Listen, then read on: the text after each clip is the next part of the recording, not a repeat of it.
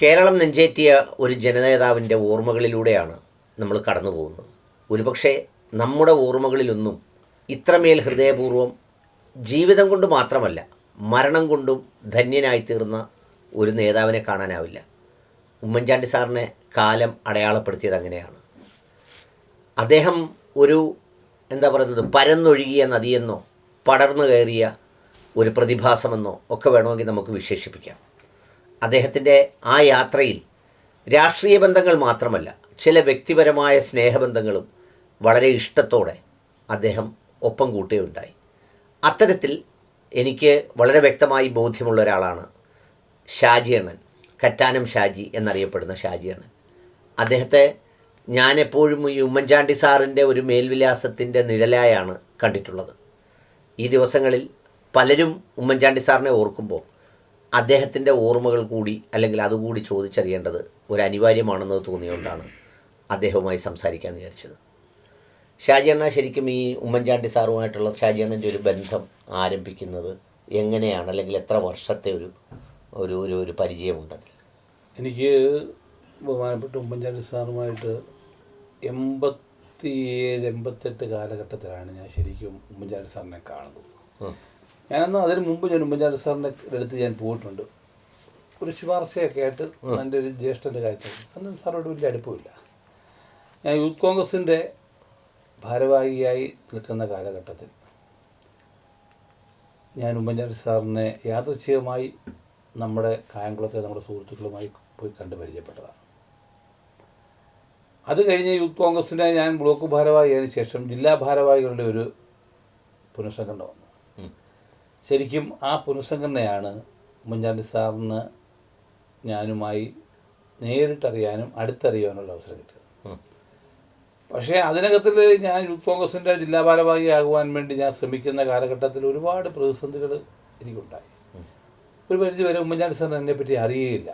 ഒരു യൂത്ത് കോൺഗ്രസ്സുകാരൻ നല്ല രീതിയിൽ അറിയാം, ഒരു പാർട്ടി പ്രവർത്തനത്തിൽ അതല്ലാതെ ഷാജി ആരാണ് എന്നുള്ളതിനെപ്പറ്റി വ്യക്തിപരമായി യാതൊരു ബന്ധമില്ല. അന്ന് എനിക്ക് പറയാൻ പറ്റുന്നത് ഞാൻ എനിക്ക് ഏറ്റവും ബഹുമാനപ്പെട്ട എനിക്ക് മാന്നാർ അബ്ദുൽ ലത്തീഫ് ആണ് സത്യത്തിൽ എന്നെ യൂത്ത് കോൺഗ്രസിൻ്റെ ജില്ലാ ഭാരവാഹിയാക്കുവാൻ വേണ്ടി. അന്ന് മാന്നാർ അബ്ദുൽ ലത്തീഫ് CN രവിയും കൂടാണ് എന്നെ അതാക്കിയത്. നമ്മളത് യാഥാർത്ഥ്യം മറച്ചു വെച്ചിട്ട് കാര്യമില്ല. എന്നെ ശരിക്കും പറഞ്ഞാൽ ആദ്യം കൊണ്ടുപോയി എന്നെ ഉമ്മൻചാണ്ടി സാറിനെ കാണിക്കുന്നതും പരിചയപ്പെടുത്തുന്നതും നമ്മുടെ കായംകുളത്തെ തമിഴൂഞ്ഞാണ്. പക്ഷേ ഞാൻ ജില്ലാ ഭാരവാഹി ആയതിനു ശേഷം അദ്ദേഹവുമായി ഇച്ചിരി അടുപ്പം കൂടുകയും ആ അടുപ്പത്തിൽ പുള്ളി എന്നെ പല കാര്യങ്ങൾ വിശ്വസിച്ച് ചെയ്യിപ്പിക്കുകയും ഒക്കെ ചെറുതായിട്ട് യൂത്ത് കോൺഗ്രസ് എന്നുള്ള ഏൽപ്പിച്ചപ്പോൾ നമ്മുടെ ചില സുഹൃത്തുക്കൾക്കത് മാനസികമായി ചില ബുദ്ധിമുട്ടുണ്ടായി. ആ ഒരു 93-96 കാലഘട്ടത്തിൽ ശരിക്കും പറഞ്ഞാൽ ഞാൻ ഒരുപാട് സ്റ്റഡി ചെയ്തു ജില്ലാ ഭാരവാഹി സമയത്ത്. ആ സമയത്തായിരുന്നു നമ്മുടെ ബഹുമാനിയായ ശോഭന ജോർജും ഞാനുമായി അന്നത്തെ ഗ്രൂപ്പ് പ്രശ്നമുള്ള കാലത്താണ്. നമ്മളറിയാത്ത ഒരു കാര്യത്തിനകത്തിൽ ഒരു ആലപ്പുഴ വെച്ചൊരു റെയ്ബാൻ ഓഡിറ്റോറിയത്തിൽ വെച്ച് അന്ന് ബഹുമാനപ്പെട്ട തച്ചരി പ്രഭാകരനും ഞാനും ടിബിയും കൂടാണ് അന്ന് മീറ്റിങ്ങിന് പോകുന്നത്. അവിടെ വെച്ചുണ്ടായ ചെറിയൊരു സംഘർഷം എന്നാൽ പാർട്ടി മീറ്റിംഗ് നടന്ന വാക്കുവാദം അതേ ഉള്ളൂ. പക്ഷേ അത് നമ്മുടെ ചില സുഹൃത്തുക്കളങ്ങ് പർവ്വതീകരിച്ച് ലാസ്റ്റിൽ നമ്മുടെ നിയന്ത്രണത്തിന് അപ്പുറത്തേക്ക് കാര്യങ്ങൾ എത്തി. അത് നമ്മുടെ നിയന്ത്രണത്തിന് അപ്പുറത്തേക്ക് കാര്യങ്ങൾ എത്തുന്ന പോലും നമ്മൾ അറിയുന്നുമില്ല. ഇതിൻ്റെ പേരിൽ അന്നത്തെ MLA ആയിരുന്ന ശോഭനാഥ് ഒരുപാട് ബുദ്ധിമുട്ട് അനുഭവിച്ചു. ഈ ബുദ്ധിമുട്ടിൻ്റെയൊക്കെ കാരണക്കാരൻ ഷാജിയാണ്. പക്ഷേ ഷാജി അറിയുന്നുമില്ല. നമ്മുടെ ചില സുഹൃത്തുക്കൾ അവരെ അന്ന് മൊബൈലില്ല. അങ്ങനെ അവർ ഒരുപാട് വിഷമിച്ചിരിക്കുന്ന കാലഘട്ടത്തിൽ ലാസ്റ്റിൽ അവരെ മാത്രമല്ല അവരുടെ മകളെയും വേട്ടയാടാൻ തുടങ്ങി. അങ്ങനെ വേട്ടയാടിയപ്പോഴത്തേനും അവർക്ക് നിൽക്കലില്ലാതെ വന്നു. എന്നാൽ പക്ഷേ ഇതൊന്നും ഒരു നിമിഷമെങ്കിലും ഞാൻ അറിഞ്ഞിരുന്നെങ്കിൽ ഞാൻ നേരിട്ട് പോയിട്ട് പറഞ്ഞു. പ്രത്യേകിച്ചും എൻ്റെ ഒരു സഹോദരിയായിരുന്നു അന്നത്തെ പഞ്ചായത്ത് മെമ്പർ. അത് കഴിഞ്ഞ് ഒരു സുപ്രഭാതത്തിൽ അവർ പോയി നേരെ മുഖ്യമന്ത്രിയെ കണ്ടു. അന്നത്തെ മുഖ്യമന്ത്രി EK നായനാച്ച എന്നെ ഇതുപോലെ എന്നെയും എൻ്റെ കുടുംബത്തെയും വല്ലാതെ ഉപയോഗിക്കുന്നു. അന്ന് അദ്ദേഹം ആലപ്പുഴ SP ആയിട്ടിരിക്കുന്ന രാജേഷ് ദിവാനെ വിളിച്ചിട്ട് പറഞ്ഞു, എൻ്റെ മുകളിൽ കേസുണ്ട്, അത് വിളിച്ച് എത്രയും പെട്ടെന്ന് അന്വേഷിച്ചിട്ട് അവനെ അറസ്റ്റ് ചെയ്ത്. അങ്ങനെ അന്ന് രാജേഷ് ദിവാൻ എന്ന് പറഞ്ഞ SP ആലപ്പുഴ അന്ന് ഈ CA വിജയനും ചെങ്ങന്നൂർ CAയും മാവലിക CAയും തമ്മിൽ വലിയ അടുപ്പാണ്. ശരിയല്ല, ശീതക സമരം നടക്കുന്ന സമയമാണ് അവർ തമ്മിൽ. അപ്പം വല്ലൂന്ന് എസ് ഐയെ വിളിച്ചിട്ട് ചെങ്ങന്നൂർ CA എന്നെ അറസ്റ്റ് ചെയ്യാൻ പറഞ്ഞപ്പോൾ വല്ലൂന്ന് സിയോട് പറഞ്ഞു, സാർ അദ്ദേഹം അങ്ങനെയുള്ള ആളല്ല, യൂത്ത് കോൺഗ്രസ്സുകാരാണ്, നമ്മളെല്ലാം അറിയപ്പെടുന്ന ആളാണ്, വിളിച്ചാൽ വരുന്ന ആളാണ്, അത് അറസ്റ്റ് ചെയ്ത് വെക്കുക എന്ന് പറഞ്ഞാൽ അത് അത്ര നിസ്സാരമല്ല, ശരിയല്ല എന്ന് പറയുകയും അദ്ദേഹത്തിൻ്റെ ഡയറക്ടർ മേലുദ്യോഗസ്ഥൻ മാവലിക്ക CA, അദ്ദേഹം നേരെ മാവലിക്ക CA വിളിച്ചു, സാറേ ഇന്നുപോലെ ചെങ്ങന്നൂർ CA വിളിച്ചിട്ട് എന്നെ അറസ്റ്റ് ചെയ്യാൻ പറയുന്നു എന്തുകൊണ്ടാണെന്ന് ചോദിച്ചു. അപ്പോൾ ഇവർ തമ്മിലുള്ള അഭിപ്രായ വ്യത്യാസത്തിൽ ശരിക്കും CA പറഞ്ഞ് അങ്ങനെ അറസ്റ്റ് ചെയ്യണ്ട, ഞാനതിൻ്റെ അറസ്റ്റ് ചെയ്താണെന്ന്. പക്ഷേ അദ്ദേഹം മരിച്ചതുകൊണ്ട് ഞാൻ പറയാം, ആ രാത്രിയിൽ 1:45 മണിക്ക് എന്നെ ഇദ്ദേഹം വിളിക്കുക, മാവലിക്ക CA, ഷാജി മാറിക്കോ, ഇതുപോലെ തന്നെ അറസ്റ്റ് ചെയ്യാനോ SP ഓർഡർ ഇട്ടിട്ടുണ്ട്. ഞാൻ വീട്ടിൽ നിന്നും അപ്പം തന്നെ ബൈക്ക് എടുത്തുകൊണ്ട് എൻ്റെ വീടിൻ്റെ 100 മീറ്റർ അപ്പുറത്ത് എത്തിയപ്പോഴത്തേന് എൻ്റെ വീടിനകത്ത് പോലീസ് വന്നു. അന്ന് അവിടെ വെച്ച് 10 മിനിറ്റ് താമസിച്ചിരുന്നുവെങ്കിൽ ഇന്നത്തെ എൻ്റെ രാഷ്ട്രീയം വേറെ ഒന്നായിരുന്നു. കാര്യം അതിനകത്ത് CPM കാണിച്ച വലിയ ഒരു തന്ത്രം, എന്നെ അറസ്റ്റ് ചെയ്ത് കഴിഞ്ഞ് എൻ്റെ പേരിൽ കൊടുക്കാൻ വെച്ച് FIR ഇടാൻ വെച്ചിരുന്ന വകുപ്പെന്ന് പറഞ്ഞാൽ സ്പിരിറ്റ്, കള്ളവാറ്റ്, അതുപോലെ തന്നെ ചന്ദനത്തടി, ആനക്കൊമ്പ്, ഇങ്ങനെയുള്ള സാധനങ്ങളെല്ലാം CPM വെച്ച് ഇതിന് സാറുമായിട്ടൊരു അടുപ്പമുണ്ടല്ലോ. ഇങ്ങനെയുള്ള ഒരാളാണ് ഉമ്മൻചാണ്ടിയുടെ കൂടെ നടക്കുന്നത് എന്ന് പൊതുസമൂഹത്തിൽ വരുത്തിക്കുമ്പോൾ നമ്മുടെ രാഷ്ട്രീയത്തിലല്ലോ. പക്ഷേ അതാണ് ആ ഒരു ഈശ്വരാധീനത്തിൽ ഞാൻ അവിടെ നേരെ കായംകുളത്ത് വന്ന് ബസ് കയറി ഞാൻ നേരെ തിരുവനന്തപുരത്ത് ചെന്ന് ഇറങ്ങി. തിരുവനന്തപുരത്ത് നിന്ന് ബസ് സ്റ്റാൻഡിൽ ഇറങ്ങിയിട്ട് നേരെ ഞാൻ ഉമ്മൻചാണ്ടി സ്ഥലത്ത് പോവാം. ഞാൻ ചെല്ലുമ്പോൾ അദ്ദേഹം രാവിലെ 5:20 വേണാടിന് പോകാൻ വേണ്ടി കുളിച്ച് റെഡിയായി ഉടുപ്പ് കൈ മടക്കിക്കൊണ്ടിരിക്കുമ്പോൾ ഞാൻ എന്താ അന്ന് ഞാൻ ഈ പറഞ്ഞിട്ട് എന്നെ അത്രയും അടുപ്പം ആയില്ല, എന്താ ഷാജി വന്നത്, ഞാനിന്ന് കരഞ്ഞോളൂ സാർ, ഇന്നുപോലെ സംഭവമുണ്ട്, താൻ വിഷമിക്കണ്ട, നമ്മുടെ പാർട്ടിക്കാണെങ്കിൽ നമുക്ക് ഏർപ്പാട് ചെയ്യാം, താൻ എഴുതുന്നില്ല. എന്നിട്ട് എന്നെയും കൂടെ അദ്ദേഹം ആ വണ്ടിക്കകത്തേക്ക് കയറ്റി, ട്രെയിനിന് കാറിൽ കയറ്റി റിലേഷൻ കൊണ്ടുവന്ന് എന്നെയും കൂടെ പറഞ്ഞ് കയറാൻ വന്നു കയറി കായംകുളത്ത് ഇറങ്ങിട്ട് വേണം താൻ വീട്ടിലോട്ട് പോയിക്കോ, ഞാൻ നമ്മുടെ പാർട്ടിക്കാരുടെ പറയാം എന്ന് പറഞ്ഞു. ഞാൻ തിരിച്ച് വീട്ടിൽ വന്നു. വീട്ടിൽ വരുമ്പോഴാണെന്ന് അത്രയും ഗൗരവത്തിലേക്ക് എത്തിയിട്ടില്ല. പക്ഷേ പിറ്റേ ദിവസം ആയപ്പോഴത്തേന് പത്രവാർത്തകൾ വളരെ അതിക്രമിച്ചു, ഈ പറഞ്ഞ വിഷയങ്ങളൊക്കെ എടുത്തു. അപ്പോഴത്തേന് നമ്മുടെ നിയന്ത്രണത്തിൽ നിൽക്കുന്നില്ല കാര്യമാണ്. AK ആന്റണി അപ്പോഴത്തേന് നമ്മളെ അങ്ങനെയുള്ള ഒരാളുടെ ഗ്രൂപ്പ് വിളിക്കാൻ ഞാൻ നിൽക്കില്ല, അതുകൊണ്ട് പുള്ളിയുടേതായ നിലപാട്, ആദർശവാനായി ആ നിലപാടിനെ വല്ലാതെ പ്രേരിപ്പിച്ചു. ഞാൻ അറിഞ്ഞിട്ടുള്ള കാര്യമില്ല. പക്ഷേ അന്നേരമൊക്കെ ഉമ്മൻചാണ്ടി എന്ന് പറയുന്ന ആ മനുഷ്യൻ ഒരു കാരണവശാലും എന്നെ ഒരു കുറ്റക്കാരനായിട്ട് പുള്ളി കണ്ടില്ല.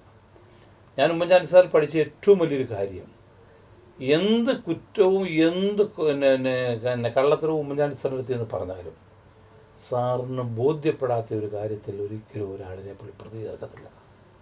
ഞാൻ പുള്ളിയുടെ രാഷ്ട്രീയത്തിൽ പഠിച്ച കാര്യം നമുക്കെന്തെങ്കിലും പറയാം, എനിക്ക് ഇതിനെ പറ്റി പറയാം, പക്ഷേ അത് ശരിയാണെന്ന് പുള്ളി സ്റ്റഡി ചെയ്യും. ആണെങ്കിൽ പിന്നെ ഒരു കാരണവശാലും അദ്ദേഹത്തെ പുള്ളി സംരക്ഷിക്കരുത്, അല്ല എങ്കിൽ ഏതറ്റം വരെ നമ്മളെ സംരക്ഷിക്കും. അങ്ങനെ എന്നെ സംരക്ഷിച്ചുകൊണ്ടാണ് ഞാൻ 68 ദിവസം ഒടുവിൽ താമസിച്ചു, കേരളത്തിലും മറ്റ് സംസ്ഥാനങ്ങളിലും. ആ താമസിക്കുമ്പോഴും ഇദ്ദേഹത്തിനെ വിളിച്ച് എല്ലാവരും അരാജിച്ചിട്ടുണ്ട്, സാറാണ് പുള്ളി താമസിപ്പിച്ചേക്കുന്നത്, സാറ് മാറ്റി തന്നു, പുള്ളി നിരപരാധിയാണ്, ലാസ്റ്റിൽ അങ്ങനെ 68ാമത്തെ ദിവസം എൻ്റെ വീട്ടിലാണ് പോലീസ് കയറി ഇറങ്ങുക. ലാസ്റ്റ് ഞാൻ ഹൈക്കോടതിയിൽ പോയി മുൻകൂർ ജാമ്യത്തിൽ നിന്നപ്പോൾ പറഞ്ഞു നേരെ ചെങ്ങന്നൂർ സ്റ്റേഷനിൽ പോയി ജാമ്യം എടുക്കാം.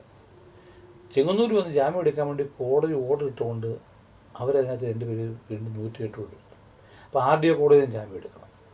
ഈ 2 ജാമ്യം എടുക്കാൻ എന്താണെന്ന് ചോദിച്ചാൽ ഒരിടത്തുനിന്ന് ജാമ്യം എടുത്തിറങ്ങുമ്പോൾ മറ്റിടത്തേക്ക് പോകുമ്പോൾ എന്നെ അറസ്റ്റ് ചെയ്യാൻ വേണ്ടിയാണ്. പക്ഷേ അവിടെയും ഈശ്വരൻ എൻ്റെ കൂടായിരുന്നു. ഞാൻ വരുന്ന വാഹനം വരുന്ന വഴിക്ക് റോഡ് വെച്ച് ഇടിച്ചതുകൊണ്ട്, ബസ് ഇടിച്ചതുകൊണ്ട് 1 മണിയായപ്പോഴാണ് ഞാൻ ചെങ്ങന്നൂർ റെയിൽവേ സ്റ്റേഷനെ കോടതിയിലെത്തുന്നത്. ഞാൻ 1 മണിക്ക് ചെങ്ങന്നൂർ കോടതിയിലെത്തുമ്പോൾ കോടതി പിരിയാൻ പോവാം ഉച്ചകത്തേക്ക്. ഈ ലാസ്റ്റ് കേസ് വായിച്ച് കഴിയുമ്പോഴത്തേന് അവിടെ നിൽക്കുന്ന പോലീസുകാർ മൊത്തം ഭക്ഷണം കഴിക്കാൻ പോയി. കോടതി മൊത്തം പോലീസ് പറഞ്ഞേക്കാം ഇന്നും രാവിലെ പത്രത്തിലുള്ള വലിയ വാർത്ത. ലാസ്റ്റ് കേസ് കഴിഞ്ഞപ്പോൾ അവർ കഴിക്കാൻ പോയി. അന്നത്തെ വക്കീൽ, നമ്മുടെ വക്കീൽ പറഞ്ഞൊരു കാര്യം ചെയ്യുമ്പോൾ നമുക്ക് കോടതി കയറാമെന്ന്. ഞങ്ങൾ കോടതിയിലോട്ട് വന്ന് കയറുമ്പം വക്കീൽ ജഡ്ജി ഉണ്ണാൻ വേണ്ടി ഇറങ്ങാൻ ആവശ്യമുണ്ട്. അപ്പോൾ പറഞ്ഞ കാര്യം ഈ RDO അവിടെ ഉണ്ടോ എന്ന് നോക്കാൻ പറഞ്ഞു. നോക്കിയപ്പോൾ RDO അവിടെ ഉണ്ട്. RDO എടുത്ത് കയറി നമ്മളെ കഴിച്ചു. പുള്ളിക്കാരി നമുക്ക് ജാമ്യം തന്നു. പുറത്തോട്ട് ഇറങ്ങിയപ്പോഴത്തേന് ഈ നിന്ന് പോലീസുകാർ ഭക്ഷണം കഴിച്ച് തിരിച്ചു വന്നു. എന്നെ കണ്ടതുപോലെ ഇവർ തിരിഞ്ഞുകൂടി. ഒന്നിനാ CA എടുത്ത് പറയാൻ വേണ്ടി അവർ ജീപ്പ് എടുത്തുകൊണ്ടുവന്ന് ചെങ്ങന്നൂർ ടൗണിൽ കൂടെ കറങ്ങി ഇവിടെ വന്നപ്പോഴത്തേന് നമ്മുടെ വക്കീൽ, എന്നെ മുളക്കൽ സാർന്ന വക്കീലായിരുന്നു, എന്നെ കൈക്ക് പിടിച്ച് വലിച്ചു കൊണ്ടത് കോടതിക്കകത്ത് കയറ്റി. അതുപോലെ എന്നെ അറസ്റ്റ് ചെയ്യാൻ. അങ്ങനെ എനിക്ക് ജാമ്യം കിട്ടുന്നത്. അതിൻ്റെ പേരിൽ ഒരുപാട് കേസുകൾ പിന്നെ അതെല്ലാം ഇല്ലാതായി. ഇല്ലാതായത് മാത്രമല്ല, എൻ്റെ പേരിൽ രാഷ്ട്രീയത്തിൽ ഒരെണ്ണം പോലും അന്വേഷിച്ചില്ല. ആ ശോഭനാ ജോർജ് തന്നെ എന്നോട് പറഞ്ഞു. കാരണം എനിക്കിതൊന്നും അറിയത്തില്ലായിരുന്നു. എൻ്റെ അടുത്ത് ഇങ്ങനെ വിളിച്ചാൽ എന്നെ ഇങ്ങനെ ഇതിനിടയിൽ ഇപ്പോൾ ഈ രാഷ്ട്രീയ പ്രവർത്തനം നടത്തുന്നതിനിടയിൽ ഇപ്പോൾ ഷാജിയണ്ണം പറഞ്ഞ പോലെ ഈ ആളുകളൊക്കെ ചെന്ന് ഈ ഒരുപാട് അപവാദങ്ങൾ ഈ ഉമ്മൻചാണ്ടി സാറിനോട് പറയും. കേരളത്തിൽ ഏറ്റവും കൂടുതൽ ചെവി എൻഗേജ്ഡ് ആയിരുന്നത് ഉമ്മൻചാണ്ടി സാറിൻ്റെ. തീർച്ചയായിട്ടും. അപ്പോൾ ഈ അങ്ങനെ എന്ന് പറയുമ്പോഴും എന്തെങ്കിലും ഷാജിയണ്ണനോട് ചോദിച്ചിട്ടുണ്ടോ? അതാണ് ഞാൻ പറയാൻ വന്നത്. സാറിനെ സംബന്ധിച്ചോളം സാറ് വളരെ അത് നല്ല ഈ പറഞ്ഞൊരു ഗ്രാജുവലായിട്ട് സംസാരിക്കുമല്ലോ. സംസാരിക്കുന്നത് അത് മറ്റേ കേട്ടോ പറയാനുള്ള പുള്ളി പറയുകയും ചെയ്യും. എന്നാൽ അത് വലിയ സീരിയസ് ആയിട്ട് എടുക്കത്തുമില്ല. അപ്പോഴത്തേന് നമ്മുടെ ആക്ഷൻ പുള്ളിക്ക് മനസ്സിലാവും. നമ്മൾ കള്ളത്തെ കാണിച്ചിരിക്കുന്നത് അപ്പം പുള്ളി പിടിക്കും. പുള്ളിയെടുത്ത് ഒരിക്കലും നമുക്കൊരു കള്ളം പറഞ്ഞ് ജയിക്കാൻ പറ്റത്തില്ല. പുള്ളിയെ നമുക്കൊരിക്കലും സമ്മർദ്ദം ചെലുത്തി കാര്യം സാധിക്കാൻ പറ്റത്തില്ല. എന്നാൽ പുള്ളിയെ നമുക്ക് സ്നേഹത്തോടുകൂടി പുള്ളി എന്ത് കാര്യം തരും. പുള്ളി ഏത് വിട്ടുവീഴ്ചയ്ക്കാൻ തയ്യാറാണ്. ഇഷ്ടമുള്ളവർക്ക് എന്ത് വിട്ടുവീഴ്ചയ്ക്ക് പുള്ളി തയ്യാറാകും. പക്ഷേ പുള്ളിയുടെ വ്യക്തി ജീവിതത്തെ ബാധിക്കുന്ന ഒരു കാര്യത്തിൽ പുള്ളി നിന്ന് തരത്തില്ല. പുള്ളിയെ സംബന്ധിച്ച് എൻ്റെ ഈ സംഭവം വന്നതിന് ശേഷം എന്നെ വീട്ടിൽ ഞാൻ വന്നതിന് അന്ന് വീട്ടിൽ നടത്തിയ സമയമാണ്. തിരിച്ച് എന്നെ എൻ്റെ വീട്ടിൽ കൊണ്ടുവന്ന് അമ്മയെടുത്ത് പറഞ്ഞു, അമ്മ വല്ലാതെ വിഷമിച്ചു. നമ്മൾ വിഷമിക്കേണ്ട, ഞാൻ നോക്കിക്കോളാം, ഷൈഡായിരുന്നു. ആ മനുഷ്യൻ മരിക്കുന്നവൻ വരെയും എൻ്റെ കാര്യം പുള്ളി നോക്കി. ഒരുപാട് വിഷയങ്ങൾ എൻ്റെ പേരിലുണ്ടാക്കി. അതൊക്കെ ലാസ്റ്റ് പുള്ളി എന്തെങ്കിലും ചില പറഞ്ഞൊരു കാര്യം ചെയ്യുമ്പോൾ ഞാൻ തരാം. എനിക്ക് വേണ്ടി പുള്ളി എന്നെ അറിയാവുന്നതുകൊണ്ട് ഒരു കാര്യം ഞാൻ സാറുമായിട്ട് നടക്കുന്ന കാലത്ത് എൻ്റെ മനസ്സിലുണ്ടായിരുന്നു. ഒന്ന്, ജീവിതത്തിൽ ഉമ്മൻചാണ്ടി സാറിനെ പോലെയുള്ള ഒരാളിനെ ഇനി എൻ്റെ ഈ പ്രായത്തിൽ ഇനി വേറെ ആൾ കിട്ടത്തില്ല. അദ്ദേഹത്തിന് മുമ്പിൽ പ്രതിയായി പോയി നിൽക്കരുതെന്ന് എനിക്കൊരാഗ്രഹമുണ്ടായിരുന്നു. ഒരിക്കലും ഞാൻ കുറ്റക്കാരനായിട്ട് പോയി നിൽക്കരുതെന്ന് ആഗ്രഹം എൻ്റെ മനസ്സിലുണ്ടായിരുന്നു. കാര്യം അങ്ങനെ നിന്ന് നമ്മുടെ ഒരു അവിശ്വാസം പുള്ളിയുടെ മനസ്സിലുണ്ടായാൽ പിന്നെ അത് കറക്റ്റ് ചെയ്തുകൊണ്ട് വരാനുള്ള പ്രായം എനിക്കുമില്ല, സാറിനുമില്ല. അത് ഞാൻ ഈ ഭരിക്കുന്നവൻ വരെയും അനുസരിച്ചിട്ട് എനിക്ക് ആ കാര്യത്തിൽ വളരെ തൃപ്തനായിരുന്നു. കാര്യം ഇന്ന് വരെ എന്നെ പറ്റിയൊരു അലിഗേഷൻ സാറിന് ഓരോരുത്തർ വ്യക്തിപരമായിട്ട് ഞാൻ രഹസ്യമായിട്ടെന്ന് പറയാം. പക്ഷേ എന്നെ നിർത്തിക്കൊണ്ടിരിക്കുക. ഞാൻ സാറിന് പറഞ്ഞു, സാറേ കേരളത്തിലല്ല എവിടെ നിന്നാലും എന്നെപ്പറ്റി ഒരാൾ ഏതെങ്കിലും അലിഗേഷൻ, പ്രത്യേകിച്ച് സാമ്പത്തിക അലിഗേഷൻ, കാര്യം ഇപ്പോൾ ഞാൻ സർക്കാർ അടുപ്പുള്ള പതാന്നല്ലോ എളുപ്പമെന്ന് പറയാം എന്നെങ്കിൽ അവരെ അവിടെ വിളിച്ച് നിർത്തിയിട്ട് എന്നെ വിളിപ്പിച്ചേക്കണം പറഞ്ഞിട്ട്. അതുകൊണ്ട് പുള്ളി അത് ചെയ്തിട്ടുമുണ്ട്. ചില ആശാന്മാരൊക്കെ ഫോൺ എടുത്ത് വെച്ചിട്ട് വിളിക്കും, സാറേ നീ ഞാൻ തരാമെന്ന് പറയും. എന്നിട്ട് ഞങ്ങൾ പണ്ടേ പോകുന്ന പറയും, ഇന്നും വിളിച്ചു കേട്ടോ മറ്റേ ആൾ എന്ന് പറഞ്ഞ് അത് പുള്ളി എന്നോട് പറയുകയും ചെയ്യും. എന്നോട് പുള്ളിയുടെ കൂടെ നടന്ന കാലഘട്ടം കൊണ്ട് നമുക്ക് ഒരുപാട് കാര്യങ്ങൾ ജീവിതത്തിൽ പഠിക്കാൻ പറ്റി. നമ്മളെപ്പോഴും പറയുമല്ലോ, ഒരാളുടെ കൂടെ നടക്കുന്നതാണ് അവൻ്റെ സംസർഗത്തിന് ഗുണവും ദോഷവും എന്ന് പറയുന്നത്. ജീവിതത്തിൽ ഞാൻ ഇന്ന് ഈ ലോകത്തിൽ ഇത്രയെങ്കിലുമൊക്കെ ജീവിക്കുന്നു, ഇങ്ങനെയൊക്കെ ആയിട്ടുണ്ടെങ്കിൽ അതിന് കാരണക്കാരൻ ഞാൻ ശ്രമമാണ്. വഴിതെറ്റിപ്പോകാനാണെങ്കിൽ ആ സ്ഥലങ്ങളിലേക്ക് പോകാമായിരുന്നു. സാറിന് സർക്കാരിന് മുഖ്യമന്ത്രി ആയിരുന്ന കാലഘട്ടത്തിൽ എനിക്ക് എന്ത് വേണമെങ്കിലും ചെയ്യാമായിരുന്നു. പക്ഷേ എൻ്റെ കുടുംബത്തിലുള്ള പല ബന്ധുക്കളും എന്നോട് പറഞ്ഞിട്ടുണ്ട്. കാര്യം ക്യാബിനറ്റ് കൂടി തീരുമാനിച്ചാൽ പോലും നടക്കാത്ത കാര്യമായിട്ട് അവർ നമ്മുടെ അടുത്ത് വരുന്നത്. അപ്പോൾ ഞാൻ സാർ ആളല്ലേ, ഞാൻ ആദ്യം ഒന്ന് സ്റ്റഡി ചെയ്തിട്ട് ഞാൻ നടക്കത്തില്ല. പിന്നെ ഏതെങ്കിലും ശുപാർശകളാൾ വന്നാൽ ഞാൻ തീർച്ചയായിട്ട് ആ കാര്യം ഒരു ഓഫീസിൽ പറഞ്ഞാൽ പിന്നെ രണ്ടാമത് ഞാൻ പറയത്തില്ല, അത് ലീഗലായിട്ടുള്ള അത് നടക്കും. രണ്ടാമത് ആ ശുപാർശിക്കാൻ പോകത്തില്ല. ഒരാളും ഈ ദിവസം വരെയും എൻ്റെ പേരിൽ അങ്ങനെ സാമ്പത്തിക റിയേഷൻ വന്ന് പറയാൻ പറ്റിയ അവസരം ഞാൻ ഉണ്ടാക്കരുതെന്ന് വെച്ചാൽ, സാറിനെ സംബന്ധിച്ചിടത്തോളം സാറിൻ്റെ മുമ്പിൽ ഒരാൾ വന്ന് പറഞ്ഞാൽ എന്നെ കൂട്ടുനിർത്തി ചോദിച്ചാൽ, സാറേ അതങ്ങനല്ല, ഞാൻ എങ്ങനെ വാങ്ങിച്ചതെന്ന് അങ്ങനെ ന്യായീകരിക്കാൻ പറ്റത്തില്ല. സാറിൻ്റെ ഒരിക്കലും ന്യായീകരിക്കാൻ പറ്റത്തില്ല. നമ്മൾ എന്ത് മനസ്സിൽ കാണുന്നു, നമ്മൾ നടന്നു ചെല്ലുമ്പോൾ അറിയാം ഷാജി എന്തിനാണ് വരുന്നത് വിളിക്കുക. അതൊരു അസാമാന്യമായൊരു ദൈവകരുവായിരുന്നു പുള്ളിക്ക്. നമ്മുടെ മനസ്സിലെന്താണ്, നമ്മളെന്താണ് ചിന്തിക്കുന്നത്. പുള്ളി വളരെ ശാന്തനായി സ്വസ്ഥമായി തമാശയൊക്കെ പറയുന്ന ഒരു ഉമ്മൻചാണ്ടി സാറിനെ അറിയും. ഭയങ്കരമായിട്ട് തമാശ. ഞാനെപ്പോഴും പറയും, ഞങ്ങൾ രണ്ടുകൂടെ ഒരുപാട് യാത്ര. എനിക്ക് തോന്നുന്നു ചെറുപ്പക്കാരുടെ കൂട്ടത്തിൽ രാഷ്ട്രീയക്കാരുടെ MLA-മാരും KPC-മാരൊക്കെ അല്ലാതെ ഞാനുമായിട്ടാണ് ഏറ്റവും കൂടുതൽ യാത്ര. 5 ദിവസം ഞങ്ങൾ ഒന്നിച്ച് യാത്ര ചെയ്ത് കാറിൽ. 5 ദിവസം ഒരു അംബാസഡർ കാറിനകത്ത്. അന്ന് ശരിക്കും പറഞ്ഞാൽ കരുനാഗപ്പള്ളി വെച്ചാൽ രണ്ടുപേരും മരിക്കണ്ട. ഞാൻ വണ്ടി ഓടിക്കുക, ഒരു അംബാസഡർ കാറാണ്. ഉറങ്ങിപ്പോയി പുള്ളി എന്നെ പുള്ളിക്ക് വിശ്വാസം വണ്ടി ഓടിക്കുമ്പോൾ. കാര്യം ഞാൻ വളരെ ഉറങ്ങിപ്പോയി. വണ്ടി കൊണ്ടെങ്കിൽ കരുനാഗപ്പള്ളി അവിടെ എന്ന് കഴിഞ്ഞപ്പോൾ ഫാസ്റ്റ് അയാൾ ഹോണെ കൈവച്ചുകൊണ്ടിരിക്കുക. ഞാൻ എൻ്റെ വണ്ടി ഇരുന്നാണ്. ആ 5ാമത്തെ ദിവസം കഴിഞ്ഞ് ഞാൻ തിരുവനന്തപുരത്ത് വന്നു. അന്ന് KPC പിരിച്ചു വിട്ടിട്ട് തെല്ല ബാലകൃഷ്ണൻ സാറിനെ KPC പ്രസിഡൻ്റാക്കിയ ആ ദിവസം തലേ ദിവസമാണ്. അതിൻ്റെ പിറ്റേ ദിവസം സംഭവം. അപ്പോൾ നമ്മുടെ ഗ്രൂപ്പ് കൊണ്ട് നിൽക്കുന്നത് ഞാൻ കൊണ്ടുവന്ന് എന്നോട് വിടാൻ പറഞ്ഞ നേരെ വിട്ട് ഞങ്ങൾ 10 മണി എങ്ങാണ്ടായി ആര്യാടൻ സാറിൻ്റെ മുറി കൊണ്ടാക്കി.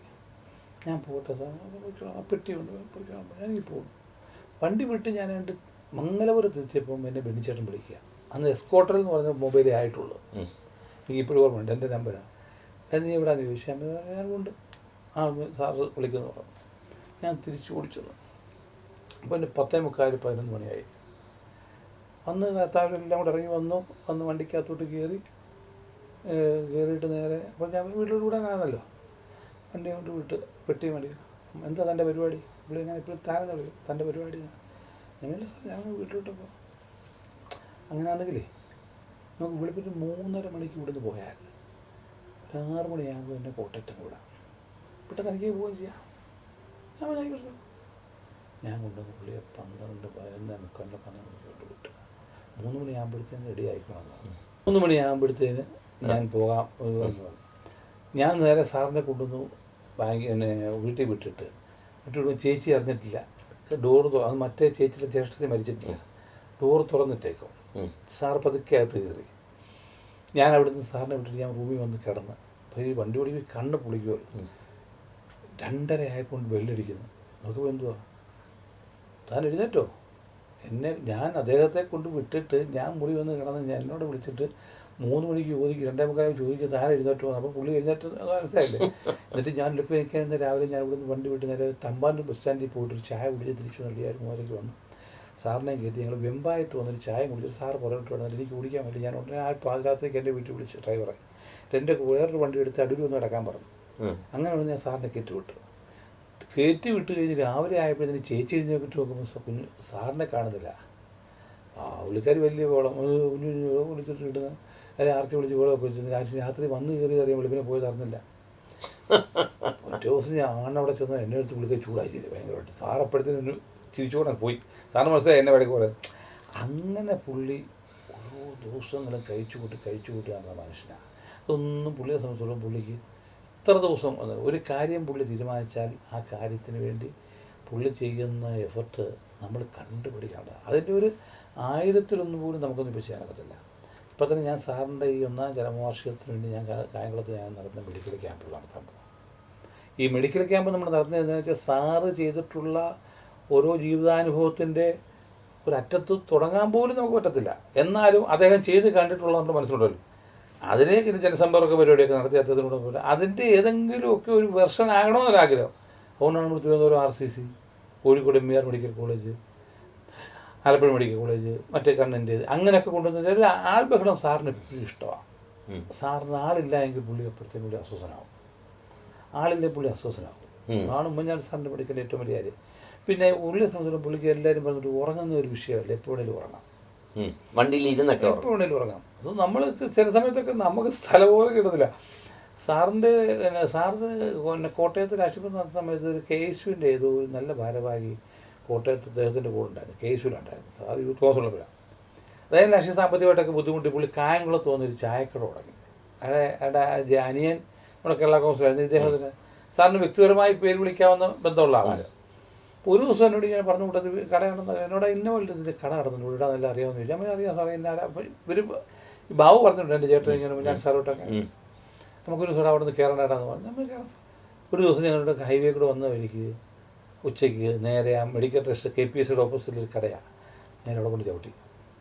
സാറിനെ കണ്ടതുമല്ല പുള്ളി അങ്ങ് വല്ലാത്തൊരു അസ്വസ്ഥതയും നാണക്കനെ പുള്ളി അതൊന്നും കാര്യം അവിടെ ഇരുന്ന് ബസ് കഴിഞ്ഞാൽ എന്തുകൊണ്ട് ആ കാര്യമൊക്കെ ചോദിച്ച് പുള്ളി അവിടെ ഇരുന്ന് അവിടെ കടിഞ്ചായ വാങ്ങിച്ച് കുടിച്ചു. ഒരു കാര്യം ഉണ്ടായിട്ടില്ല. ഇടിച്ചിട്ട് അവിടെ നിന്ന് ഒരു ഏത്തക്ക എടുത്തിട്ട് പകുതി കഴിച്ചിട്ട് പകുതി ഇരിക്കുന്നതെന്ന് അപ്പോൾ എന്നോട് പറഞ്ഞു KSUവിനകത്ത് എൻ്റെ കൂടെ പിന്നെ ഫോട്ടോയിൽ ഉണ്ടായിരുന്ന എന്തോ സാമ്പത്തിക പ്രശ്നം ഉണ്ടായി പോകുന്നതാണ്, കഷ്ടമായി പോയി എന്നൊക്കെ പറഞ്ഞു. ആ പുള്ളി മരിച്ചു കുറച്ച് കഴിഞ്ഞപ്പോൾ. ഞാൻ എറണാകുളത്ത് നിൽക്കുമ്പോൾ സാർ എറണാകുളത്ത് ഇങ്ങോട്ട് വരും. ഞാൻ എറണാകുളത്തോട്ട് പോകുന്നു. ഞാൻ ചോദിച്ചു സാറ് എവിടെ പോയി? ഞാൻ എറണാകുളത്ത് മീറ്റിംഗ് വന്നാൽ നാളെ ഒരു ചൊവ്വാഴ്ച ദിവസം കാര്യം പിറ്റേ ദിവസം ക്യാബിനറ്റുള്ളത് ബുധനാഴ്ച. ഞാൻ നാളെ ക്യാബിനറ്റ് പോകാം. പക്ഷേ മധു മരിച്ചു. രാവിലെ 6 മണി രാത്രിയിലെ ബോഡി കൊണ്ടുവരത്തുള്ളൂ. രാവിലെ ഒന്ന് കണ്ടിട്ട് എനിക്ക് അങ്ങോട്ട് വാങ്ങത്ത് പോകും. ഞാൻ പിന്നെ NDPC കാണും. ഞാൻ അങ്ങോട്ട് വരാൻ പറഞ്ഞു. ഞാൻ തിരിച്ചു വന്നതിന് എൻ്റെ കാര്യം ഞാൻ വന്നു. ഞാൻ രാത്രി വന്ന് 10:45 മണിയായി. 10:10 മണി. അപ്പോൾ ഈ വണ്ടിയിൽ നിന്ന് ഇറങ്ങുന്നതുകൊണ്ട് നമ്മുടെയൊക്കെ വീട്ടിൽ കയറുന്നത് തന്നെ വണ്ടിയുടെ പറയുന്നത് നമ്മൾ ഈ സാധനം ചാക്കിറക്കി വെക്കുന്ന കൊണ്ട് ഫയലുകൾ ഇങ്ങനെ പെറുക്കി മേശപ്പുറത്തോട്ട് വെക്കുക. ഈ സ്റ്റാഫ് രാത്രി ജിക്കു വന്ന് PA ജിക്കുവിന് കിടന്നോളാൻ പറഞ്ഞു. ഞങ്ങൾ ചെന്നു. ഞാൻ സാർ കുളിച്ചെല്ലാം റെഡിയായി കാര്യങ്ങളൊക്കെ എന്താ എനിക്ക് വേറെ പരിപാടിയൊന്നുമില്ലല്ലോ. നമുക്കിതൊക്കെ ഒപ്പിട്ട് ഇപ്പോൾ എഴുന്നേറ്റ് എന്ത് സാർ ഒപ്പിടാൻ തുടങ്ങുക ഈ ഫയല് ഒപ്പിട്ട് താഴോട്ട് പറഞ്ഞല്ലോ. ഈ സാർ ഒരു ഒപ്പിടുമ്പോഴത്തേക്ക് മാറ്റി വെക്കണം. ഇങ്ങനെ ഒരു സെക്കൻഡാണ് സാറിന് ഒരു ഒപ്പിടുന്നത്. പക്ഷേ ഒരു 1 മണി 1:30 ആയപ്പോഴത്തേനല്ലേ എരുമയാണ് നമ്മൾ നോട്ടപ്പുറം കാര്യം ഉറക്കം പുള്ളിക്ക് പിടിച്ചിരിക്കാറില്ല. പക്ഷെ എന്നാലും ഇത് തീർത്ത പുള്ളി കിടക്കുന്നത് നമ്മളപ്പോഴത്തേക്ക് നമുക്ക് നിൽക്കുന്ന സ്ഥലം നമുക്കൊരു പിടിയില്ല. 2:15 ആയപ്പോഴാണ് അത് ഒപ്പിട്ട് കഴിയുന്നത്. 2:15 ഒപ്പിട്ട് കഴിഞ്ഞ് മൊത്തം. എന്നിട്ട് പറഞ്ഞ് നമുക്ക് 5:30 മണിക്ക് എഴുന്നേൽക്കണം. അപ്പോൾ ഞാൻ ആ സോഫയിൽ തന്നെ കിടന്നു. അജിക്കു അകത്ത് കിടന്നുണ്ട്. 6 മണിക്ക് നേരം വെളുത്തിട്ടില്ല, ബോഡി കാണുന്നില്ല. 6 മണിക്ക് പോകണമെന്ന് 5:30 വിളിക്കും. 5:30 മണിയായപ്പം എന്നെ ഒരാളും തട്ടുക. എനിക്കത് സാറാണെന്നൊന്നും അറിയത്തില്ല. ഞാൻ 2 മണി നോക്കിയപ്പോൾ സാറ് കുളിച്ചിട്ട് കൈ മടക്കിക്കൊണ്ട് പോകണ്ടായോ എന്നിട്ട് മനുഷ്യനെ നമുക്ക് കാണാൻ പറ്റുമോ? ജനസമ്പർക്ക പരിപാടി ഇവിടെ നടത്തി എന്തോ ആലപ്പുഴ 3:15 മണിക്ക് തീർന്നിട്ട് പിന്നെ ആലപ്പുഴ ഗസ്റ്റ് ഹൗസിലോട്ട് ഞാൻ വണ്ടി കയറ്റി വിട്ടിട്ട് ഞാൻ നേരെ MLA വിഷ്ണുവിനെ കൊണ്ടും ചെങ്ങന്നൂർ വിട്ടിട്ട് ഒന്ന് കിടന്നിട്ടേ പോകത്തുള്ളൂ പറഞ്ഞായിരുന്നു.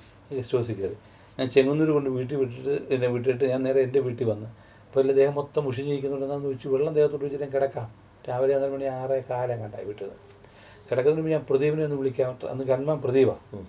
വിളിച്ചിട്ട് പ്രദീപെ എപ്പോഴാണ് നിങ്ങൾ ഇറങ്ങുന്നതെന്ന് ചോദിക്കാൻ വേണ്ടി വിളിച്ചു. പറഞ്ഞാൽ അവർ കലൂര് കഴിഞ്ഞു സാറ്. എന്തുവാ ശ്രീനാരായണ ഗുരുവിൻ്റെ ഏതോ ഒരു കാണാൻ കഴിഞ്ഞിട്ട് സാറിന് അടുത്ത ഫ്ലൈറ്റ് വേണം. അത് 23 ഡേറ്റ്. കാര്യം കരുണാകരൻ്റെ അനുസ്മരണം തിരുവനന്തപുരത്താണ്. അതിന് പോകാനായിട്ട് അവിടെ അല്ല, എറണാകുളത്തെ ഈ ഒരു ഉദ്ഘാടനം കഴിഞ്ഞിട്ട് ഫ്ലൈറ്റ് നേരെ കൊച്ചി ഇങ്ങോട്ട് വരാനാണ്. ഞാൻ കൊണ്ട് വിട്ടിട്ട് വീട്ടിൽ ഞാൻ വരുന്നതിന് മുന്നേ പുള്ളി അവിടുന്ന് കുളിച്ചിറങ്ങി പോയി കഴിഞ്ഞു. കിടന്നിട്ടേ പോത്തോളം പറഞ്ഞു. അതാ അത്രയൊരു നമുക്കൊന്നും ചിന്തിക്കാൻ പറ്റത്തില്ല. അങ്ങനെ ഇനി ഒരു രാഷ്ട്രീയക്കാരുണ്ടോ? ഒരിക്കലും ഉണ്ടാകത്തില്ല. നമുക്ക് ഞാൻ ഒരു ദിവസം ഞാൻ ഒരു വട്ടമെങ്കിലും അദ്ദേഹത്തിൻ്റെ ഒരു വീഡിയോ കാണാൻ കിടക്കുന്നത് ഇന്ന് വരെ. എന്നിട്ട് ഞാൻ ഒറ്റയ്ക്ക് ഭയങ്കരമായിട്ട് ചിലവ് കാണുമ്പോഴത്തേക്കും നമുക്ക് കൊണ്ട് വർത്താനമല്ല, ഈ ആൾക്കാർ ഇദ്ദേഹത്തെപ്പറ്റി പറയുന്ന ഓരോ കാര്യങ്ങൾ കേൾക്കുമ്പോൾ ഞാൻ പോലും ഇപ്പം 30 വർഷമായിട്ട് 93 തൊട്ട് കൂട്ടിക്കോ 2003, 2013, 2013, 93 തൊട്ട് 2023 വരെ ഞാൻ സാറിൻ്റെ കൂടെ വന്നു. അതിൽ 25 വർഷം ശരിക്കും സാറിനുണ്ടായിരുന്നു. ആ അത്രയും കാലം സാറിനോട് നടന്നുകൊണ്ട് സാറിൻ്റെ ഒരുപാട് കാര്യങ്ങൾ ഞാൻ ദൂരെ നിന്ന് എന്നാൽ ഇന്നും ഒരു പരിധിക്കപ്പുറം ഞാൻ സാറിനെ എൻ്റെ അടുത്ത് വലിയ സ്വാതന്ത്ര്യം കാണിക്കാൻ പോയിട്ടില്ല. ഒന്നും സാറിന് ഇഷ്ടമുള്ള കാര്യമല്ല, അമിത സ്വാതന്ത്ര്യം ഇഷ്ടമല്ല, ആവശ്യമില്ല. ഞാൻ എവിടെ വെച്ചെന്നാലും ഞാൻ ഇന്ന് വരെ ഞാനിവിടെ നിൽക്കുന്ന പടം വളരെ റയറാണ്. ഞാൻ പുതില്ല. എനിക്കറിയാം സാറിന് ഇഷ്ടമുണ്ടെങ്കിൽ സാറ് കാണിക്കുന്ന കണ്ണിൻ്റെ ആക്ഷൻ എനിക്ക് മനസ്സിലാവും. എന്നാലും ഞാൻ അവിടെ പോയി നിൽക്കത്തുള്ളൂ. അല്ലാതെ നിൽക്കാൻ ഞാൻ വീട്ടിൽ ചെന്നാലും. പക്ഷേ എവിടെ പോയാലും ആ കയറിഞ്ഞിരിക്കുന്നതിന് മുമ്പ് തന്നെ അവരോട് പറയും ഷാജിയുടെ വിളിക്കാൻ വരും. അല്ലാതെ നമ്മൾ അതൊക്കെ പുള്ളി ശ്രദ്ധിക്കും. നമ്മൾ അദ്ദേഹത്തിൻ്റെ സ്വാതന്ത്ര്യം നമ്മൾ ദുർവിനിയോഗം ചെയ്യുന്നുണ്ടോ, അദ്ദേഹത്തിന് കിട്ടേണ്ട ഒരു വിലയും നമുക്ക് കിട്ടണമെന്നില്ല. ഇതൊക്കെ നമ്മൾ ശ്രദ്ധിക്കും. ഈ വേട്ടയാടപ്പെട്ട നാളുകളിൽ ഉമ്മൻചാണ്ടി സാർ എങ്ങനെ? വേട്ടയാടപ്പെട്ട നാളുകളിൽ ഉമ്മൻചാണ്ടി സാറിന് മാനസികമായി പുള്ളി നമ്മുടെ മുഖത്ത് ചിരിക്കുന്നെങ്കിലും അദ്ദേഹത്തിൻ്റെ മരണത്തിൻ്റെ പ്രധാന കാരണം മാനസിക സംഘർഷം തന്നെ. അത് അല്ലെന്ന് ആര് പറഞ്ഞാലും ഞാൻ വിശ്വസിക്കുന്നു. കാര്യം ആ കാര്യത്തിന് അതിൽ ആ കുടുംബത്തിനറിയാവുന്നത് കൂട്ട് തന്നെ ഏകദേശ കാര്യങ്ങൾ എനിക്ക് അറിയാം. പക്ഷേ അത് പുറത്ത് കാണിക്കത്തുള്ളൂ. എത്ര ചിരിച്ചുകൊണ്ടിരിക്കുമ്പോഴും പുള്ളിയുടെ മനസ്സുരുകുക. പുള്ളി സെക്രട്ടേറിയറ്റ് വളർന്ന ദിവസം രാത്രി ഞാൻ അവിടെ ചെന്നാളാണ് പിരിച്ചു വിട്ട ദിവസം. പിരിച്ചു വിടുന്നതിനകത്ത് ഇവരൊക്കെ 100 ന്യായം പറയുന്നുണ്ടല്ലോ. യഥാർത്ഥ ന്യായം ഈ ഇവിടെ പിരിച്ചുവിട്ട ആരുടെ രാഷ്ട്രീയ സമ്മർദ്ദത്തിലോ സാറിനുമായിട്ടുള്ള ബന്ധത്തിലോ ഒന്നുമല്ല. അതിൻ്റെ അറിയണമെങ്കിൽ ഇതേപോലെ തന്നെ മരിച്ചുപോയ NK ദാമോദരനുണ്ടല്ലോ, NKD എന്ന് പറയുന്ന രാവിലെ കേസിലാണ്. NK ദാമോദരൻ സാർ ഞങ്ങളുമായിട്ട് വ്യക്തിപരമായ നല്ല അടുപ്പമായിരുന്നു. അതെന്തായാലും അവിടുത്തെ കണ്ടുപിടിക്കും. എന്ത് കാര്യമുണ്ടെങ്കിലും എന്നോട് സംസാരിക്കും, വലിയ എടുക്കുക. അദ്ദേഹം എന്നോട് പറഞ്ഞിട്ടുണ്ട്, പിണറായി വിജയൻ എന്തെങ്കിലും കാര്യം ചെയ്യണേ അയാളോട് ചോദിച്ചില്ല. അയാൾക്ക് ലോകത്തെട്ട് അദ്ദേഹം പറഞ്ഞ ഒറ്റ വാക്കിലാണ് പിണറായി വിജയൻ അന്ന് രാത്രി അത് പിൻവലിക്കുന്നത്. പുള്ളിയാണ്ട് പറഞ്ഞാൽ എന്നെ വിളിച്ച് ചോദിച്ചു എന്ത് ചെയ്യണമെങ്കിൽ ഒരു കാരണവശാലും വീട്ടിൽ കൊണ്ട് പോയി ഇന്ന് പിൻവലിച്ചേക്കണമെന്ന്. ഇല്ലെങ്കിൽ നാളെ നിങ്ങൾക്ക് നിൽക്കാനൊക്കെ തുടങ്ങും. അദ്ദേഹം പറഞ്ഞത് മാത്രം അത് ഇവരാരും പറയുന്നില്ല. ഞാനും നമ്മുടെ അവിടെയുള്ള ഒരു അഡ്വക്കേറ്റൂടെ നമ്മുടെ കേസുമായിട്ട് ബന്ധപ്പെട്ടപ്പോൾ ഞാൻ അല്ലാതെ ചുമ്മാ പോകുമ്പോൾ അദ്ദേഹത്തിന് കയറുമായിരുന്നു. അദ്ദേഹത്തിൻ്റെ നിയമാനുസരണം വെച്ചാണ് ഇദ്ദേഹം ചെയ്തത്. അത് ഇതിനകത്ത് പറഞ്ഞ രാഷ്ട്രീയമായി കാണുമ്പോൾ എങ്ങനെയായിരുന്നു എങ്ങനെയാണ് അവിടെ ഞാനത് കഴിഞ്ഞ് രാത്രിയിൽ ഇത് കഴിഞ്ഞ് തിരിച്ചു വീട്ടിൽ ചെല്ലുമ്പോൾ സാറിൻ്റെ മോനുണ്ട്, ഞാനുണ്ട്. ചെന്ന് കയറി സത്യത്തിൽ ഞാൻ കയറി അങ്ങോട്ട് സാർ ബെന്നിട്ടിരിക്കുക. പോയി കയ്യിൽ ഫോണിൻ്റെ ഫോൺ ഇരിപ്പുണ്ട്. എൻ്റെ കൊണ്ട് ചിരിച്ച് എല്ലാവരും പോയി എന്നോട് എല്ലാവരും പോയോ? അപ്പോൾ എന്തുവാ പുള്ളിക്ക് സന്തോഷമുണ്ട്, നമ്മുടെ അടുത്ത് സന്തോഷം പ്രകടിപ്പിക്കുന്നെങ്കിലും 8 ദിവസമൊക്കെ വീട്ടിൽ TV വെച്ചിട്ടില്ല. അറിയാമോ എങ്ങനെ TV വെക്കുക വീട്ടിൽ? ആ ഒരു മുഖ്യമന്ത്രിയുടെ വീട്ടിൽ TV വെക്കാതെ വിശ്വസിക്കുമോ? കണ്ടിരിക്കല്ലെന്ന് ഒരു കുടുംബം ഇവരൊക്കെ ചെയ്ത ക്രൂരത ചെറുതാണോ? അത്ര വ്യക്തിപരമായി. അയ്യോ അയ്യോ അയ്യോ അയ്യോ അതല്ല അത് സാർ എന്നെ അവസാനം സുഖമില്ലാത്ത കാലത്ത് ഏറ്റവും കൂടുതൽ അദ്ദേഹത്തോട് അടുത്തിരുന്ന ആളാണ് ഞാൻ. ഈ നല്ല സമയത്ത് അദ്ദേഹം എന്നെ ഒരുപാട് കൊണ്ട് ഞാൻ ഇന്ന് ഇത് ഇവിടെ നിന്ന് സംസാരിക്കുന്നതും ഇന്ന് സമൂഹത്തിൽ എന്നെ കിട്ടുന്നതും ഞാൻ സാറിൻ്റെ ആണെന്നുള്ള കാര്യത്തിൽ. പക്ഷെ ഒരിടത്ത് പോലും സാറിന് ദോഷം വരുന്ന മോശം വരുന്ന ഒരു കാര്യം ഞാൻ ചെയ്തില്ല. ചില സന്ദർഭങ്ങളിൽ ചില കാര്യങ്ങൾക്കകത്തിൽ സാറിനെ കൺവിൻസ് ചെയ്യാൻ പറ്റും നോക്കുമ്പോൾ ആ ഒരു ഒരു ഒരു പീരീഡ് ടൈം ഉണ്ട് നമ്മൾ പഠിക്കേണ്ട സമയം.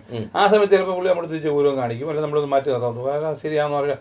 ആ സമയങ്ങളിൽ നമുക്കുണ്ടാകുന്ന മനസ്സിലാകും സാർ നമ്മളെ ഒഴിവാക്കുവാണല്ലോ എന്ന് തോന്നുമ്പോൾ പോലും ഞാൻ വേറൊരാടുത്ത് പോയിട്ടില്ല. ഞാൻ വീട്ടിൽ തന്നെ ഇരിക്കും. സാർ എനിക്കറിയാം സാറ് മനസ്സിലാക്കട്ടെ എന്ന് ഞാൻ കടക്കൂട്ടില്ല. കാര്യം അതിൻ്റെ ഏറ്റവും വലിയ തെളിവാണ് സാറിൻ്റെ മൂത്ത മറിയക്കുട്ടിയുടെ കല്യാണത്തിൽ മൊത്തം കാര്യങ്ങളും ചെയ്ത് ഞാനാണ്. പക്ഷേ രണ്ടാമത്തെ അച്ചുവിൻ്റെ കല്യാണ സമയത്ത് ഇതുപോലെ ഈ വിഷയങ്ങളും എല്ലാം കൂടെ വന്ന് ഇതല്ലാതെ വിഷയം നമ്മുടെ സുഹൃത്തുക്കളെല്ലാം അങ്ങനെ പുള്ളി എന്നെ പുള്ളിക്ക് ചെറിയ അതിനകത്ത് നമ്മളെ തെറ്റിദ്ധരിച്ചു പുള്ളി. അന്ന് പുള്ളി എന്നോട് പോകുമ്പോൾ പുള്ളി എന്നോട് കാര്യം പറഞ്ഞേടാ അങ്ങനെ. പക്ഷേ അതിനകത്ത് പുള്ളിയെ ഒരു പരിധി വരെ പുള്ളിയെ നമ്മുടെ ചില സുഹൃത്തുക്കളൂടെ വലിയ നേതാക്കന്മാരിടപെട്ട് നമ്മളെ പുള്ളിയെ ഒഴിവാക്കാൻ ശ്രമിച്ചു. വലിയ നേതാക്കന്മാരിടപെട്ട്, ചെറിയ നേതാക്കന്മാരില്ല. അത് എന്നോട് പുള്ളി നേരിട്ട് പറയുകയും ചെയ്തു. ഇവിടെ ഇന്നാലൊക്കെ തന്നെപ്പറ്റി എഴുതാൻ ആലോചിക്കത്തില്ല, തന്നെപ്പറ്റി ഇന്നാലും ഇങ്ങനെ പറഞ്ഞല്ലോ നമ്മൾ സാറൊക്കെ നമ്മൾ എന്ത് ചെയ്യായിരുന്നു, അത് ഇന്നാല് പറയിപ്പിക്കുന്നതാണ്. അങ്ങനെ പറയുമ്പോൾ പുള്ളി അത് മനസ്സിൽ എന്തോ പുള്ളിയുടെ മനസ്സിൽ കൊണ്ടുവന്നുള്ള തോന്നുന്ന സമയത്ത് പോലും ഞാൻ നിശബ്ദനായി ചെയ്തിട്ടുണ്ട്. ലാസ്റ്റ് അദ്ദേഹത്തിൻ്റെ മുമ്പിൽ വെച്ച് തന്നെ ഞാനും അദ്ദേഹം കൂടെ നിൽക്കുമ്പം തന്നെ ആ പറഞ്ഞ കക്ഷികൾ പുള്ളിയുടെ വീട്ടിലൊരു സംഭവം ഉണ്ടായപ്പോൾ ഞങ്ങൾ രണ്ടുപേരുടെ ഒന്നിച്ച് അവിടെ ചെല്ലേണ്ട അവസരം ഉണ്ടായി. വർഷങ്ങൾ കഴിഞ്ഞ് അത് ഞങ്ങൾ പിന്നെ വലിയ അടുപ്പോയി പുള്ളിക്ക് മനസ്സിലായി ഞാൻ കക്ഷിയാണെന്ന് മനസ്സിലായി. അയാൾ പൊട്ടിക്കരഞ്ഞുകൊണ്ട് അയാൾ പറഞ്ഞു, സാറേ എനിക്ക് ഏറ്റവും ഇഷ്ടമുള്ള ആളായിരുന്നു സാറും, അത് കഴിഞ്ഞ് ഞാൻ ഷാജിയായിരുന്നു. ഞങ്ങൾ പുള്ളി എന്നെ ഇങ്ങനെ നോക്കി ഇത് പറഞ്ഞപ്പോൾ പുള്ളി തിരിച്ച് കയറിയപ്പോൾ ഞാൻ പറഞ്ഞു, സാറേ ഞാൻ പറയാൻ സാർ വിശ്വസിക്കത്തില്ലല്ലോ. മനസ്സിൽ പുള്ളി പറഞ്ഞാൽ എന്ത് ചെയ്യാൻ അതിന് പുള്ളി പറഞ്ഞൊരു വാക്കുണ്ട്, അതിപ്പോൾ ഞാൻ പറയുന്നില്ല. അങ്ങനെ പുള്ളി എന്നെ പുള്ളിക്ക് മനസ്സിലായിട്ടുണ്ട് ഞാൻ ഒരിക്കലും പുള്ളിക്ക് ദോഷം വരുന്ന ഒരു കാര്യവും പുള്ളിക്ക് ലോകത്തിൽ ചെറുപ്പക്കാർ ഈ രാഷ്ട്രീയക്കാരുടെ കൂട്ടത്തിൽ എല്ലാവരും വിശ്വാസമെങ്കിലും എന്നെ അമിത വിശ്വാസമായിരുന്നു. ആ വിശ്വാസത്തിന് ഒരു വ്യക്തി ഇതൊക്കെ പറയുമ്പോൾ നമ്മൾ തമ്മിലും വ്യക്തിപരമായി ഇതല്ലാത്തൊരു ബന്ധം നമ്മൾ തമ്മിലുണ്ടല്ലോ. ആ ബന്ധത്തിലും അറിയാമല്ലോ നമ്മൾ പോയിട്ടുള്ള ബന്ധങ്ങളൊക്കെ. അതൊന്നും നമ്മൾ വേറെ രീതിയിലേക്ക് നമ്മൾ പ്രയോജനപ്പെടുത്താനും ഈ അവസാന നാളുകളിൽ എങ്ങനെയായിരുന്നു? അവസാന നാളുകളിൽ പുള്ളിക്ക് സുഖമില്ലാതെ വന്നു കഴിഞ്ഞാൽ പുള്ളി ഇലക്ഷൻ തോറ്റ് കഴിഞ്ഞ് പുള്ളി വീട്ടിൽ ഇരുന്നപ്പോൾ ഞാനുണ്ട്. 2 പ്രാവശ്യവും ഇലക്ഷൻ തോറ്റ് വീട്ടിൽ പോകുമ്പോൾ ഞാനാണ് കൂടെ പോകാൻ. ആദ്യത്തെ പ്രാവശ്യം പോയപ്പോൾ പുള്ളി ഉറച്ചു വിശ്വസിച്ചിരുന്നു തുടർഭരണം കിട്ടുമെന്നുള്ളത്. അല്ല, തുടർഭരണം കിട്ടുമെന്ന് വിശ്വസിച്ചിരുന്നു എങ്കിലും എനിക്ക് ആശങ്ക വന്നത് അവസാനം നമ്മൾ ഈ പറഞ്ഞ കൂട്ട് ഉണ്ടായ നമ്മുടെ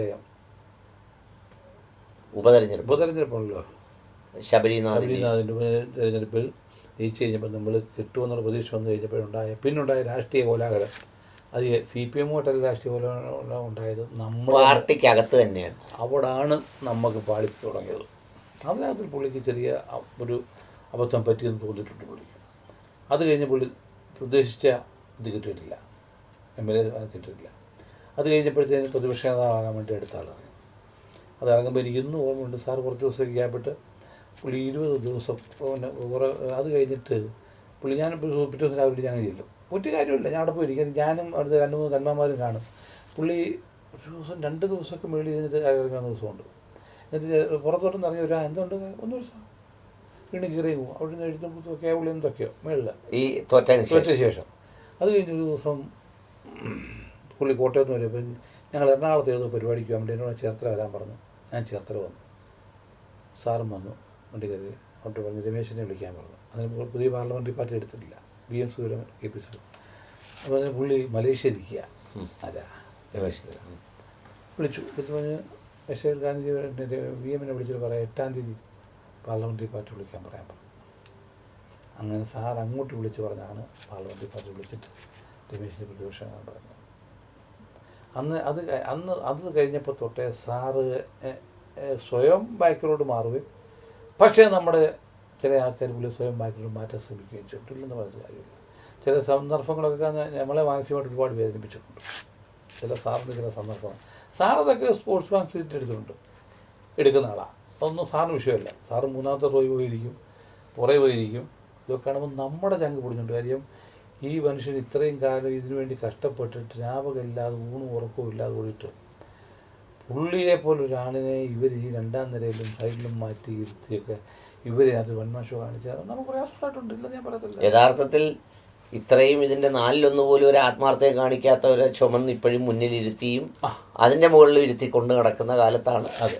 അപ്പോൾ അങ്ങനെ വന്ന് അതൊക്കെ നമ്മളെ വല്ലാതെ വിഷമിപ്പിച്ചിട്ടുണ്ടെങ്കിൽ സാറ് ആ സമയത്ത് എന്ത് കാര്യം കൊണ്ടുവരും ഞാൻ വിളിച്ചിട്ടു.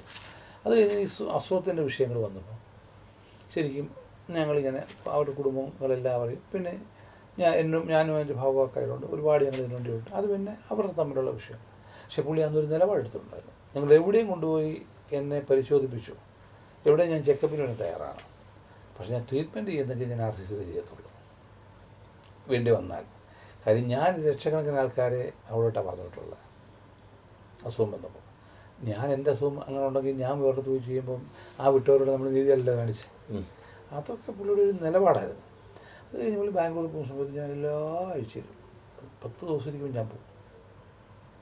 ഞാൻ അവിടെ പോയി സാമ്പത്തികരിക്കും കാര്യങ്ങൾ. അവസാനമായപ്പോൾ പിന്നെ സംസാരിക്കാൻ കഴിയാതായി.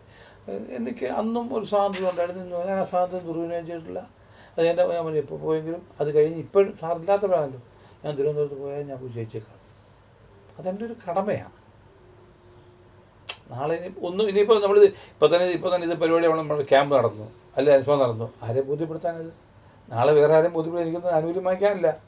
അത് നമ്മുടെ നിലപാടാണ്. പ്രത്യേകിച്ച് അധികാരം തന്നെ നഷ്ടപ്പെട്ടു പോകുമ്പം പെട്ടിയെടുത്തുകൊണ്ട് അടുത്ത ആളുടെ അടുത്ത് പോകുന്ന കാലമാണ്. അപ്പം പിന്നെ മരിച്ചു പോകുമ്പോൾ ഒന്നും കാത്തിരിക്കേണ്ട കാര്യമില്ല.